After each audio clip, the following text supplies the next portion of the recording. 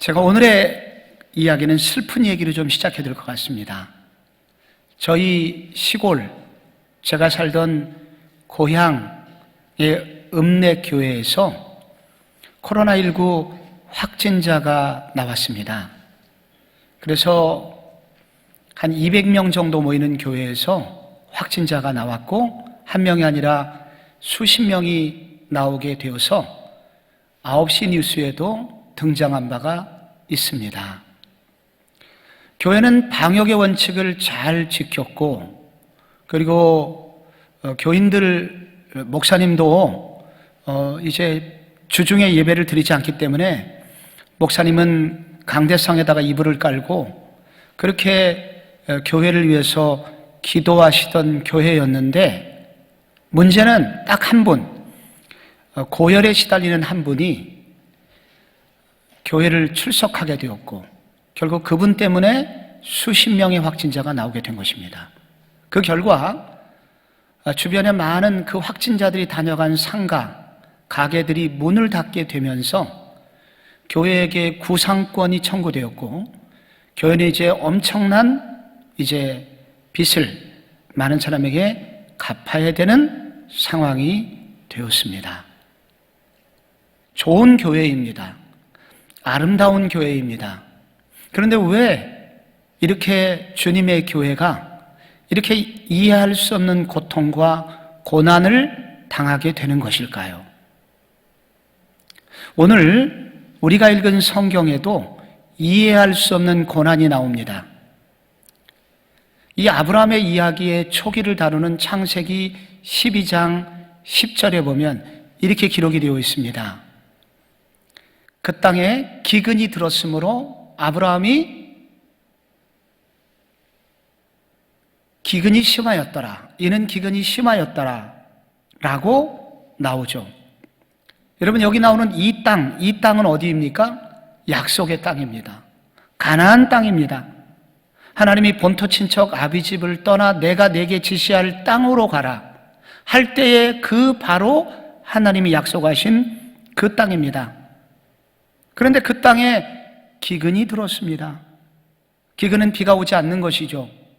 가나안 땅은 석회암 지대라서 비가 와도 땅속으로 다 스며들어갑니다.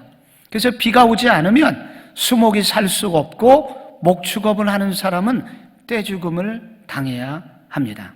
아브라함은 바로 그런 목축업을 하고 있었던 것입니다. 이때 아브라함이 갈등을 합니다. 이 가나안 땅에 남아 있어야 될 것인가? 아니면 새로운 대안을 위해서 떠나야 될 것인가? 이게 예수를 믿는 요즘 우리 성도들도 비슷한 고민을 합니다. 교회를 다니면 당연히 하나님의 축복을 받지요. 그런 줄 알고 교회를 다녔습니다. 그런데 교회를 다녀도 병에 걸리고, 교회를 다녀도 자녀가 대학에 떨어지고, 교회를 다녀도 여전히 취업이 안 되고, 그리고 심지어 아파서 병원에 갔더니 암이라고 해요. 과연 나는 이 믿음 생활을 계속 할 것인가 말 것인가? 이것이 우리의 고민입니다. 아브라함은 지난 수주 전에 우리가 계속 묵상했던 대로 당시 바벨탑의 혼돈의 시대 속에서 하나님이 특별히 선택하신 믿음의 세대였습니다.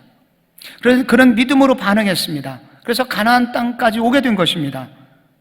그런데 그 땅에 기근이 들었어요. 이것은 이해할 수 없는 고난이었고, 아브라함은 아무리 생각해도 하나님이 이해가 가지 않았나 봐요. 그래서 그가 선택한 것이 있습니다. 10절에 보면 애굽에 거류하려고 그리로 내려갔다는 것입니다. 애굽으로 내려갔다. 그것은 약속의 땅을 떠났다는 것입니다.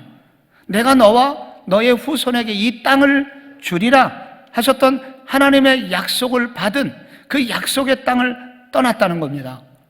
문제가 해결되었을까요? 아닙니다. 오히려 더 심각한 문제가 왔습니다. 애굽에 갔더니 12절에 보면 그가 애굽에 이르렀을 때 그의 아내 사라에게 말하되 내가 알기에 그대는 아리따운 여인이라. 애굽 사람이 볼 때에 이는 그의 아내라 하여 나는 죽이고 그대는 살리리니 원하건대 그대는 나의 누이라. 그러면 내가 그대로 말미암아 안전하고 내 목숨이 그대로 말미암아 보존되리라. 고대 사회에서는 강한 자가 얼마든지 약한 자의 모든 것을 빼앗을 수 있었습니다. 목숨까지도. 그러니까 이 아내를 빼앗는 것은 어려운 일이 아니었습니다. 그래서 타지에 갔던 아브라함은 이쁜 아내 때문에 두렵게 됐죠. 그런데 이때 아브라함이 그의 아내에게 제안했던 당신은 지금부터 내 아내가 아니라 내 여동생이야. 누가 물으면 그렇게 말해야 돼. 그런데 이 말을 조금 더 정확히 오래 묵상해 보면은 이런 얘기입니다. 그래서 당신이 혹시 누군가 당신에게 청혼을 하면 나하고 결혼해 주세요. 이렇게 하면 두말하지 말고 그 남자 따라가야 돼. 그래야 내가 살아. 라고 아내에게 말을 한 것입니다. 제가 일부 예배 때 이 얘기했더니 충격받은 분이 계시다더라고요. 텔레비전 프로 중에 보면 사건과 사람들 그런 프로가 있습니다. 그런데 어떤 남편이 이 도박을 했어요. 그래서 아내에게 정말 등처가입니다. 아내를 못 살게 굴어서 아내를 통해서 아내가 번 돈을 다 가로챘던 남자인데 돈이 떨어지자 이 남자가 정말 해서는 안 될 짓을 합니다. 아내를 창녀짓을 시킵니다. 그래서 사람을 이렇게 자기가 포주가 돼갖고 사람을 보내고 그래서 거기서 나온 돈을 챙기는 있을 수 없는 일이죠. 근데 이런 끔찍한 일 비슷한 얘기입니다. 여러분 이 본문을 보면 분노가 나와요. 어떻게 믿음의 조상이 이렇게 행동할 수 있나? 당신은 오늘부터 내 아내가 아니야. 누가 청혼하면 따라가야 돼. 어떻게 믿음의 조상 아브라함이 이런 행동을 할 수 있었을까요? 결국 어떻게 됩니까? 이 얘기가 애굽 바로의 귀에 들어가게 되고 결국 이 사라라는 여자는 결국 애굽의 궁으로 들어가게 되는데 그때 16절에 보면 이에 바로가 그로 말미암아 아브라함을 후대함으로 아브라함이 양과 소와 노비와 암수 나귀와 낙타를 얻었더라. 이것은 중동 지방에서 신부를 데려갈 때 주는 신부 대금입니다. 그러니까 바로는 정당한 돈을 주고 당시에 있는 풍습대로 그 여자를 후척급으로 데리고 간 것 같아요. 그 결과 아브라함은 대사급 대우를 받게 된 것입니다. 여러분 이것이 축복이었겠습니까? 여러분 아브라함이 그날 밤 어떻게 그 밤을 지냈을까요? 얼마나 암담한 밤을 지냈을까요? 믿음의 세대 아브라함에게 왜 이런 일이 생긴 것일까요? 여러분 그렇다면 오늘 믿음의 사람들에게 이런 고통스러운 일이 생길 때 이런 일을 만날 때 믿음의 사람은 무엇을 해야 될까요? 이것이 오늘 성경이 우리에게 던지는 도전입니다. 믿음의 세대에게 이해할 수 없는 고난이 닥칠 때 우리가 먼저 해야 될 일이 있습니다. 그것은 잠시 모든 것을 멈추고 고난의 의미를 물어보셔야 됩니다. 아브라함이 애굽으로 간 것은 잘못인가? 잘못만은 아닙니다. 가장이라면 적어도 어떤 행동이라도 해야 됩니다. 가축과 가족이 몰살을 당할 수는 없잖아요. 그럼 무엇이든지 해야만 합니다. 그래서 애굽으로 갔습니다. 그런데 이 지점에서 매우 아쉬운 것이 있습니다. 왜냐하면 바로 지금까지 행동하던 아브라함의 모습이 전혀 나오지 않기 때문이에요. 수주 전 우리가 12장 4절을 읽었습니다.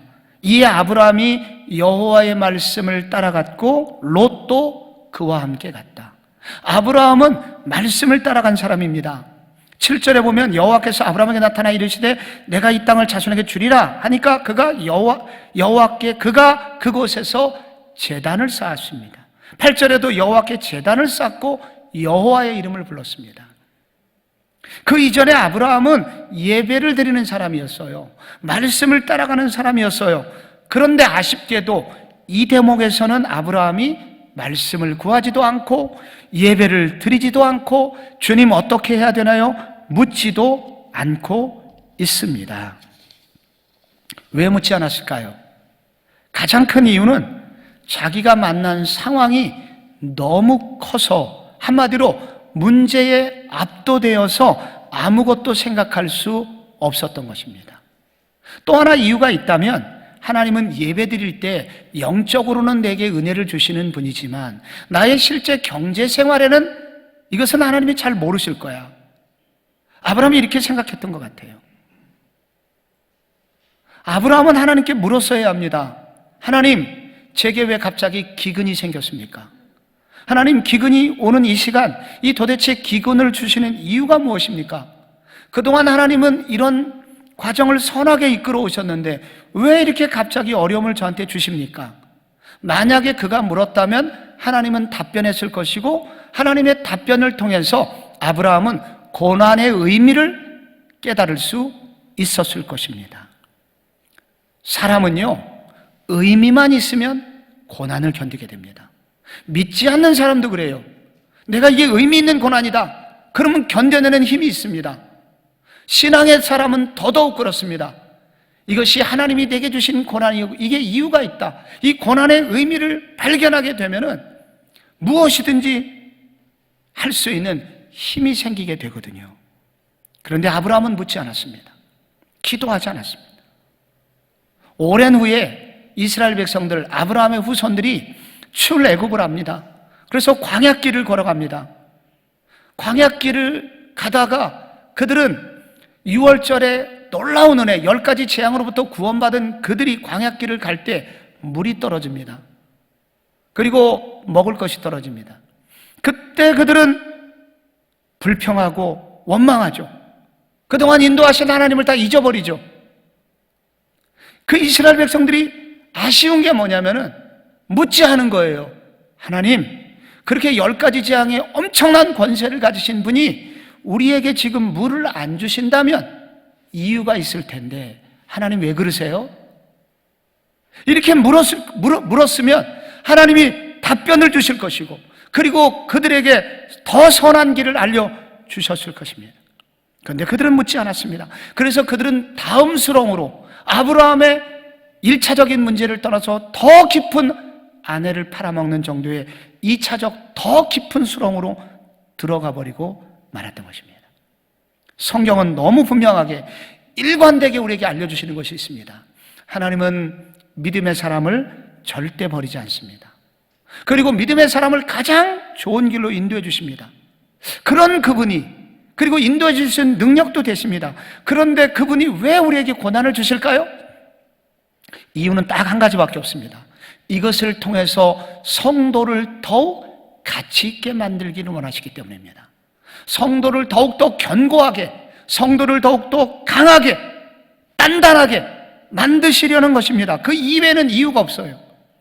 그래서 우리는 그 뜻을 알면 견디게 됩니다. 그 고난의 의미를 알면 더 이상 악하게 행동하지 않고 다음 수렁으로 빠져들지 않게 됩니다. 여러분, 혹시 황태와 북어의 차이를 혹시 아시나요? 저도 이거 안 지 얼마 안 됐습니다. 같은 명태인데 이 명태를 바닷가의 덕장에 저렇게 말리면 북어가 되고요. 그리고 산속에 말리면 황태가 됩니다. 바닷가에서 말리면은 계속 해풍이 불죠. 물론 따뜻한 바람이 붑니다. 그래서 이 고기는 점점 마르고 말라서 나중에 딱딱하게 됩니다. 그래서 북어는 방망이로 패서 부드러워질 때까지 그렇게 사정없이 맞아야 됩니다. 그렇지 않고는 북어가 먹기가 힘들어요. 그런데 황태는 이제 산속으로 들어가게 됩니다. 우리나라 황태의 대부분은 이 속초에서 서울 방향으로 미시령을 넘으면 강원도 인제군 용대리라는 곳에서 대부분 나온다고 합니다. 이곳의 특징은 바람이 너무 거세게 불어갖고 밤에는 영하 10도 이하로 내려갈 때가 1년에 20일 이상 된답니다. 그래서 그리고 낮이 되면 다시 또 따뜻하게 됩니다. 그래서 이 명태가 녹았다가 얼었다가 반복하게 됩니다. 계속 추위 20도 30도의 강추위를 만나서 꽝꽝 얼다가 다시 녹게 되고 그러면서 이 고기는 부들부들해지게 되는데 이게 결국 최고가의 황태가 된다는 것입니다. 저는 지금도 우리 교역자들 수련회를 갔을 때 인제군에 들러서 먹었던 황태국의 맛을 잊을 수가 없습니다. 색깔은 거의 설렁탕 국물이고, 그리고 그 맛은 거의 한우 소고기 맛 이상의 담백한 맛이었습니다. 그러나 그 기름은 최고급의 이 생선 기름이기 때문에 먹어도 몸에 전혀 해를 끼치지 않는, 몸에 해독을 주는 그런 좋은 국물이었습니다. 오늘따라 더 국물이 생각이 납니다. 여러분, 최고가의 명태도 최고가가 되기 위해서 그렇게 찬바람을 맞고 어려움을 만나요. 어부가 그렇게 만듭니다. 하나님이 우리를 그렇게 여기시는 겁니다. 왜 우리에게 고난이 오나? 왜 이렇게 우리에게 이해할 수 없는 아픔이 오나? 왜 이렇게 나는 이렇게 고난이 많은가? 이유는 딱 한 가지예요. 하나님께서 이런 고난과 아픔을 통해서 우리를 더 가치 있는 하나님의 사람으로, 더 견고한 믿음의 사람으로 만드시기 위해서입니다. 그래서 우리는 그때 물어야 됩니다. 이 고난의 의미는 무엇입니까? 하나님, 이 고난을 통해서 주님 제게 이루시려는 것이 무엇입니까? 묻고 물을 때 하나님은 답변하시고, 그러면 우리는 견딜 만한 힘을 얻게 됩니다. 코로나19로 교회는 대핍박의 시간을 맞고 있습니다. 교회가 혐오의 대상이 되고 있어요. 직장 다니시는 분, 너 교회 갔냐 안 갔냐 체크를 해서 교회 갔으면 회의도 못 오게 합니다. 여러분, 이런 일이 왜 생기게 됐을까요? 이런 일이 끝나지 않고 왜 계속될까요? 주님께 물어야 됩니다. 그래서 저도 주님께 물었습니다. 주님, 왜 이런 일이 계속됩니까? 하나님이 제게 주신 응답은 뭐냐면, 교회가 변해야 된다. 교회가 달라져야 된다. 교회는 세상을 더욱 섬기는 그런 교회가 되어야 된다. 만약에 우리가 핍박하는 저 무리를 향해서만 손가락질한다면 결국 어떻게 되겠습니까? 더 깊은 수렁으로 들어갑니다. 아브라함이 이렇게 아내를 버린 것처럼 더 깊은 아픔 속으로 들어가게 된다는 거예요. 이번 총선 끝난 후에 우리 교회 교인들도 절반은 우울증에 걸린 것 같습니다. 이게 전화를 해보니까 그래요.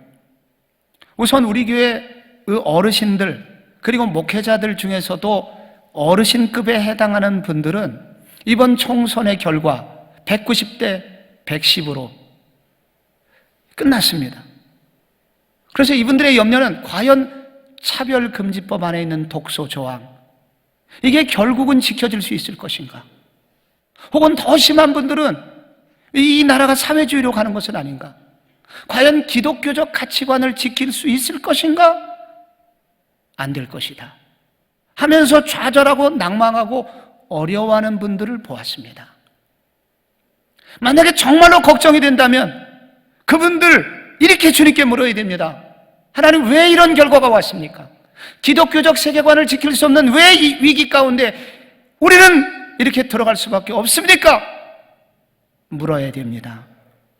정말 걱정이 되시면 물으세요. 주님의 뜻을 묻고, 그럼 우리는 무엇을 해야 됩니까? 그러면 주님이 해답을 주실 것입니다. 코로나19 왜 이렇게 장기화됩니까? 주님, 빨리 일상으로 돌아가고 싶습니다. 빨리 예배드리고 싶습니다. 그렇게 물었는데 계속 연기가 되고 있습니다. 그런데 여러분, 기도해 보시면 그렇잖아요. 기도할 수 드는 생각이 들잖아요. 빨리 예배드리는 것보다 더 중요한 것은 더 깊이 회개하는 거다. 더 하나님 앞에 바로 서게 해달라고, 나와 이 나라와 이 교회가 바르게 서게 해달라고 더 기도하고 더 회개하는 것이다. 여러분, 그런 음성이 들리진 않습니까? 이해할 수 없는 고난이 올 때 우리는 잠시 멈추고 하늘을 향하여 물어야 합니다. 그래야 소망이 있습니다. 성도 여러분, 우리가 이해할 수 없는 고난을 만날 때 또 하나 해야 될 두 번째는요, 내 속에 있는 우상을 몰아내고 하나님만 예배하는 사람이 되도록 결단을 하셔야 됩니다. 여기 이렇게 믿음의 조상급이었던 아브라함이 어처구니 없는 실수를 하거든요. 엄청난 일을 행동으로 보여주고 있는 거예요. 도대체 왜 그랬을까요? 한마디로 두려움에 사로잡혔기 때문입니다. 이 두려움은 일종의 질병과 같아서 내 마음대로 되지는 않는다는 거예요. 여러분, 이 12절을 잘 읽어보면요, 애굽 사람이 보면 아내라고 하지 말고 누이 동생이라고 해라. 왜냐하면 그들이 나를 죽이고 너는 살릴 것이기 때문이다 하는 그런 단어가 나와요. 만약에 네가 당신이 여동생이라고 하면, 그러면은 어이구 이렇게 이쁜 여동생 두셨네 하면서 그대로 말미암아 안전하고 내 목숨이 그대로 말미암아 보존되리라 라는 그런 단어들을 보셔야 됩니다.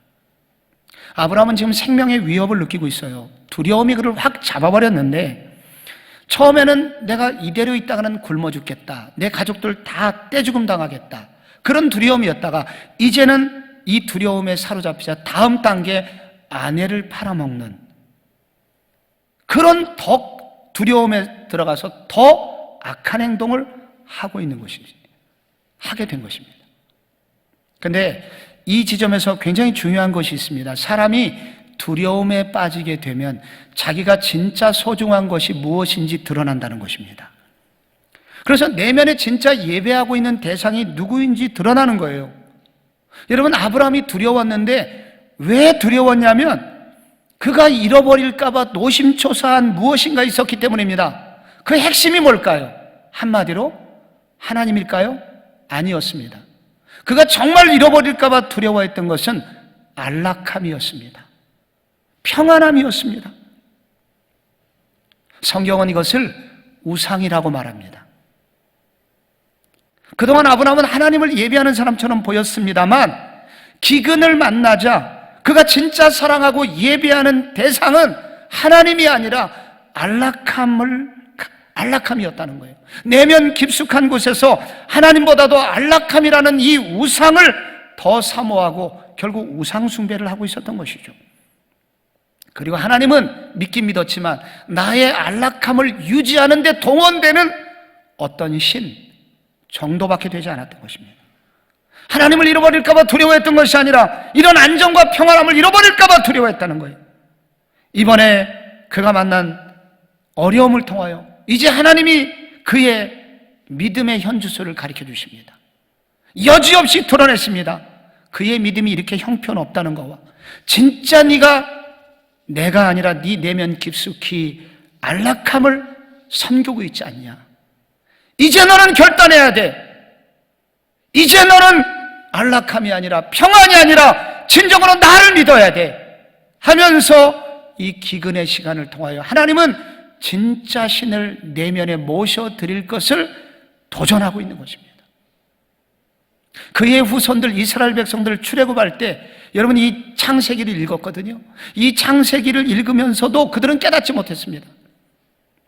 출애굽 백성들이 마실 물이 없을 때, 양식이 없을 때 출애굽기 16장 3절을 볼까요? 이렇게 고백합니다. 이스라엘 자손들이 그들에게 이르되 우리가 애굽 땅에서 고기 까마 곁에 앉아있던 때, 떡을 배불리 먹던 때 여호와의 손에 죽었더라면 좋았을 것을 너희가 이 광야로 우리를 인도해내어 이 온 회중이 줄여 죽게 하는도다. 여러분, 이 이스라엘 백성들의 내면에는 누가 들어있는 것입니까? 떡이 들어있는 것입니다. 고기가 들어있는 것입니다. 안락함이 들어있는 것입니다. 그래서 하나님 중요하지 않고 하나님이 중요한 게 아니라 지금 불편하다는 거예요. 먹을 것이 없는 게 불편하다는 거예요. 마실 것이 없어서 불편하다는 거예요. 그래서 하나님을 원망합니다. 우리가 어려운 일이 생길 때, 우리가 두려운 일을 만날 때, 우리가 반복적으로 우리를 애굽으로 돌아가게 하게 하는 것이 있습니다. 어려운 일을 만날 때 반복적으로 우리가 짓는 죄는 결국 우리가 진짜 내면에 진짜 충성하고 있는 것이 무엇인지를 드러내는 것이죠. 평안할 때는 드러나지 않습니다. 그러나 고난이 올 때, 어려운 일을 만나면 그때 진짜 우상이 드러납니다. 내가 진짜 섬기고 있는 것이 무엇인지 드러나게 됩니다. 너무도 부끄럽게 제가 새벽 예배 드리려고 차를 몰고 고대 삼거리 앞에서 유턴을 받아야 되거든요. 근데 거기서 유턴 받는 신호가 있어요. 근데 아무도 없으니까, 또 시간이 지금 급하니까, 그래서 휙휙 돌려서 신호를 어기고 온 적이 한두 번만은 아닙니다. 제가 정말 너무 부끄럽습니다. 그런데 내가 어느 날 도대체 내가 왜 이런 짓을 하고 있지? 근데 내면 깊숙이 제 마음에 뭐가 있었냐면은, 그래도 담임 목사가 예배 시간에 늦는 것에 대한, 비난하는 것에 대한 두려움도 있었고, 또 하나는 우리 목사님은 참 정확한 분이야, 정확하게 그 시간에 와서 예배를 인도하는 분이야 라는 성도들의 인정받음, 선동님들한테 그렇게 인정받고 싶었던 마음이 내면에 깔려 있었던 거예요. 적어도 그 시간만큼은, 그러니까 저는 하나님을 두려워한 게 아니었습니다. 인정받음이라는 우상을 섬기고 있었던 거예요. 여러분은 어떻습니까? 여러분은 무엇이 두렵습니까?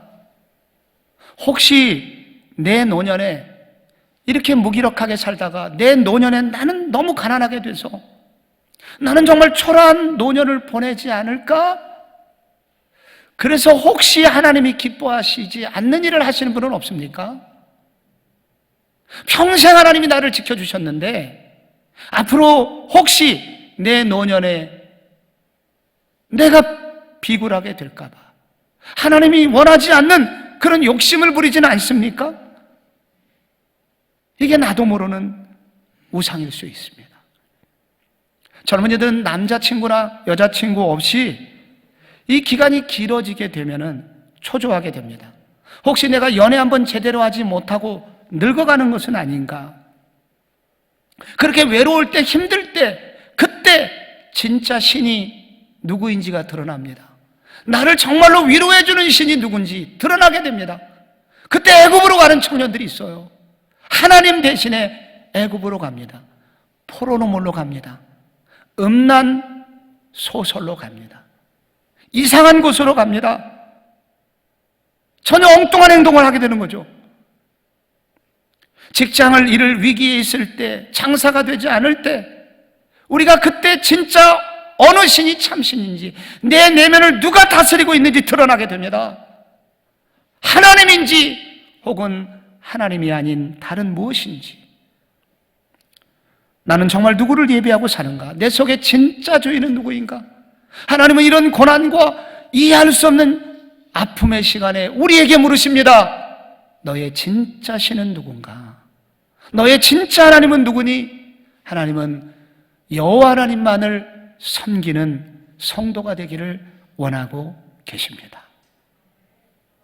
마지막으로 이해할 수 없는 고난이 왔을 때 우리가 할 일이 있어요. 내 인생에 개입하시고 가장 선한 길로 인도하시는 하나님을 날마다 의지하라는 겁니다. 날마다.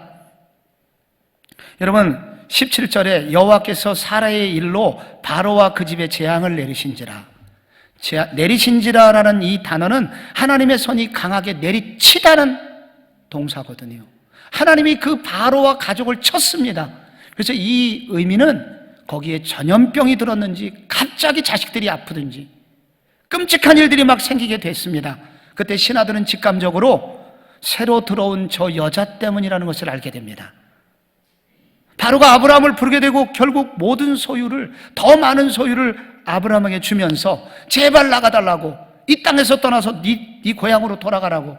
그래서 결국 아브라함은 의향과 은금을 가지고 부자가 돼서 가나안 땅으로 돌아오게 되죠. 여러분, 잘못은 아브라함이 했는데 혼은 누가 났어요? 바로가 났습니다. 바로의 입장에서 보면 너무 억울한 거예요. 아브라함이 분명 잘못했는데, 아브라함이 실패했는데, 그런데 하나님은 아브라함을 혼내지 않으시고 오히려 바로를 혼내시고 아브라함에게는 더 많은 재산을 주셔서 고향으로 돌아오게 하셨단 말이죠. 왜 그런 일이 생겼을까요? 이게 어떻게 된 일일까요?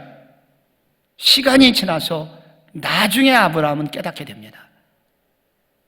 그리고 우리도 성경을 계속 읽어가면서 나중에 그 이유를 알게 됩니다. 아브라함이 믿음이 좋아서 믿음의 조상이 된 것이 아니구나. 아브라함이 능력이 있어서 하나님이 그를 써주신 게 아니구나. 아브라함이 심지가 굳어서 하나님이 그를 선택해 주신 게 아니구나. 아브라함은 정말로 우리와 똑같은 죄인이었구나. 아브라함은 어떤 면에서 나보다도 더 연약한 사람이었구나. 나는 그래도 아직 아내는 팔아먹지 않았는데 아브라함보다는 그래도 나은 사람이구나. 아브라함 형편없었구나. 그런데 아브라함이 그렇게 쓰임을 받은 이유는 결국은 하나님이 아브라함을 선택하셨기 때문이구나. 하나님이 아브라함을 선택해 주셔서, 하나님이 아브라함에게 능력을 주셔서, 하나님이 아브라함에게 은혜를 베풀어 주셨기 때문에 우리가 알고 있는 그 유명한 아브라함이 된 것이구나. 아브라함에게 신앙의 주도권이 있는 것이 아니라 하나님이 주도권이 계시고 하나님의 도우심 때문에 아브라함이 된 것이구나 라는 사실을 우리는 성경을 읽어가면서 알게 되는 것입니다. 하나님은 아브라함과 마찬가지로 우리를 선택해 주셨습니다. 하나님의 선택의 특징은 우리가 믿음직해서 선택해 주신 게 아니고, 우리가 능력이 있어서 선택해 주신 게 아니고, 우리의 죄에도 불구하고 연약함에도 불구하고 하나님이 우리를 하나님의 전적인 은혜 때문에 우리가 선택을 받았다는 것입니다.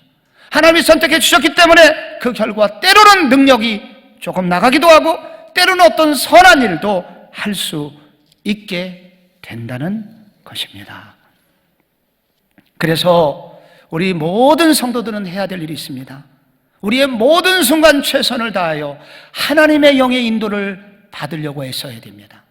죄인인 우리는 금방 옛날로 돌아갈 수 있기 때문에, 나를 선택해 주신 하나님의 은혜가 없이는 한순간도 살 수 없기 때문에 날마다 주님을 의지하고 주님을 바라보고 주님을 쫓아가는 신앙의 생활을 해야 됩니다. 로마서 8장 28절에서 바울이 이런 고백을 했습니다. 하나님을 사랑하는 자 곧 그의 뜻대로 부르심을 입은 자들에게는 모든 것이 합력하여 선을 이루느니라. 신앙의 주도권이 하나님께 있기 때문에 우리의 연약함과 부족함, 실수까지도 사용하셔서 결국은 가장 아름답게 하시는 분이 하나님이시구나. 바울도 많이 실수했죠. 바울도 연약함이 있었죠. 그런데 결국은 나를 선택하신 그분이 나의 실수까지도 포함하여 가장 아름답게 하시는 그분이 나의 하나님이라는 사실을 바울은 고백하게 된 것입니다. 모든 것이 합력하여 선을 이룬다고 할 때 합력하다는 뜻은 우리의 삶을 조율해 주시는 분이 계시다는 뜻입니다. 그래서 결국은 그분이 우리의 모든 고난의 순간들 가장 아름답게 만드셔서 하나님이 원하시는 그 목표 지점까지 우리를 인도해 주신다는 것입니다. 신사임당에 관한 아름다운 일화가 있습니다. 신사임당이 환갑이 되었습니다. 그래서 여러 규수들을 자기의 잔치 자리에 초대를 했습니다. 가난한 어느 집의 양반집 규수도 초대를 받았습니다. 그런데 가난해서 이웃집에서 한복을 빌려 입고 갔습니다.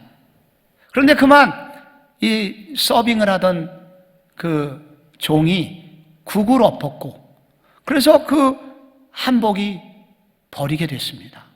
요즘처럼 드라이 클리닝 기술이 발달되지 않은 시절이라 그 한복은 결국 이제 누렇게 되고 결국은 이것을 새로 사줄 수 있는 이런 입장도 안 되고 낭패를 보게 되는 상황에 처하게 됩니다. 그 모습을 지켜본 심사임당이 집필목을 준비하라고 합니다. 그래서 먹을 갈고, 그래서 국물이 엎어진 그 자리는 연못이 되게 하고, 그리고 그 위에 난을 그리기 시작합니다. 사임당의 이 붓이 가는 대로 난이 쳐지기 시작합니다. 그러면서 그 한복 치마가 갑자기 난초가 가득한 아름다운 한복이 되었다고 합니다. 그래서 그 한복은 이제 버려질 위기에 처한 그 한복은 신사임당에 그 실력이 들어간 가장 고부가가치의 한복으로 거듭나게 되었습니다. 하나님은 그런 분이십니다.